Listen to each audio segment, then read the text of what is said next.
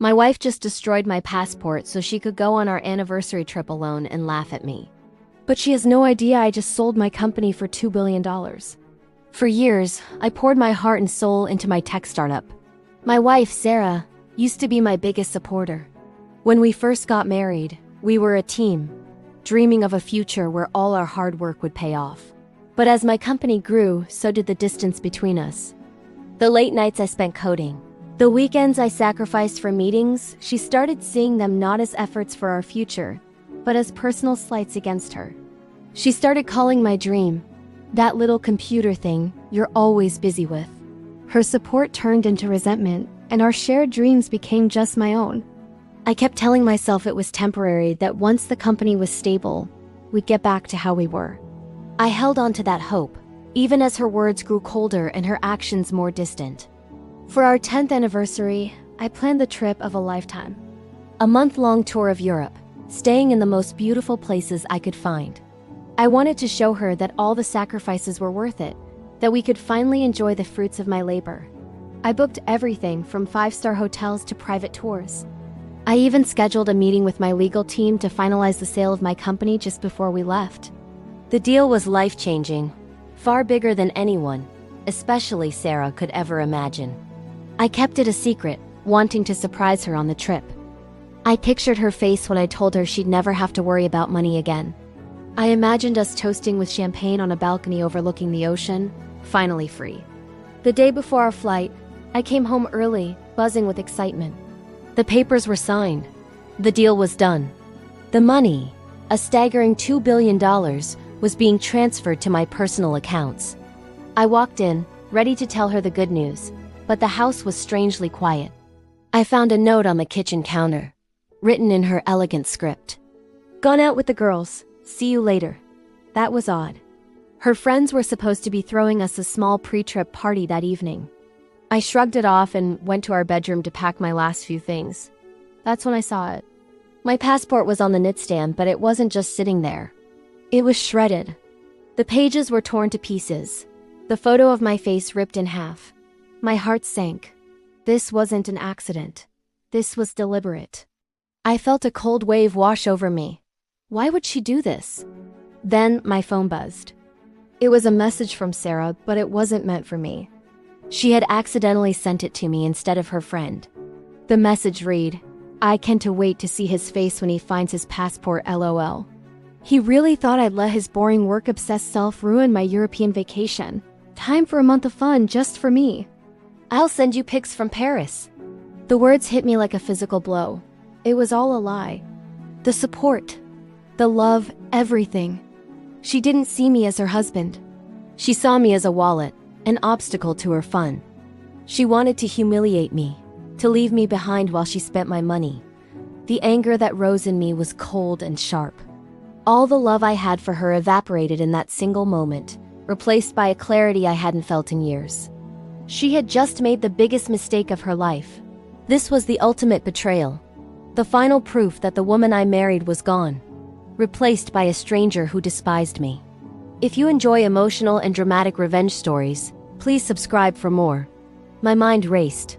She was out with her friends, celebrating her little victory. She would come home, pretend to be shocked about my passport, and then graciously offer to go on the trip alone, so the tickets wouldn't go to waste. But she had no idea about the $2 billion. She had no idea that everything she was about to enjoy was funded by a man she just tried to break. I didn't get angry, I didn't shout. I got quiet. I opened my laptop and began my own little project. First, I called my lawyer. I explained the situation, the text message, the shredded passport. He was shocked, but he knew exactly what to do. Within an hour, he had drafted the necessary documents to protect every single penny of my newfound fortune. Since the company was mine before our marriage and the sale was finalized through my personal accounts, it was legally all mine. The joint accounts we had, which held a respectable but now tiny fraction of my wealth, were a different story. Next, started making calls. The first one was to the credit card companies. I was the primary account holder for all our cards. I calmly explained that my cards had been compromised and needed to be canceled immediately. All of them. The one she was using to have dinner with her friends, The ones she planned to use for her shopping sprees in Milan and Paris. All frozen. Then, I logged into our joint bank account. I transferred almost all the money out, leaving just enough for a single taxi ride home. I then called the luxury car dealership. The convertible she loved to drive, the one I bought her for her birthday, was leased in my name. I terminated the lease, effective immediately. They said they would arrange to have it towed from our house the next morning. I packed a single bag with my essentials. I looked around the beautiful house we had built together. A house that now felt like an empty, hollow shell. All the expensive art, the designer furniture, the life of luxury she had grown so accustomed to, it was all paid for by me. And I was about to turn it all off. I walked into our shared closet, filled with her designer clothes and handbags. I didn't touch a thing. I just looked at it all, a monument to a life that was a complete illusion. The final step was the letter. I sat down at my desk and wrote a short, simple note. I didn't yell, I didn't accuse. I just stated the facts. I wrote, "Dear Sarah, I found my passport. I also saw the text you sent me by mistake. It seems you're looking forward to a month of fun, just for you. So I've decided to give you exactly what you wanted. You are now truly on your own. The money from the sale of my company, the little computer thing you hated so much, came through today. It's a bit more than you think. While you're on your trip, you'll find that your credit cards have been canceled, the car is gone, and our joint account is empty. This house will be sold. Everything you thought was yours was actually mine, and I'm taking it all back. I hope you enjoy your trip. It's the last one you'll be taking on my dime. Goodbye." I placed the letter on her pillow, right where she would see it. Then, I walked out of that house and never looked back. I had my lawyer file for divorce first thing in the morning, citing her text as proof of infidelity and emotional cruelty. I spent that night in a luxury hotel, the kind I had booked for our anniversary trip. The next morning, I got a new passport expedited. As I was filling out the paperwork, my phone started exploding with notifications. First, a series of frantic texts from Sarah. "My card was declined. What's going on?" Then, a call. I ignored it. Then another, and another. Finally, a voicemail came through. I listened to it, my face impassive. It was Sarah, her voice a mix of panic and confusion. "Honey, something's wrong.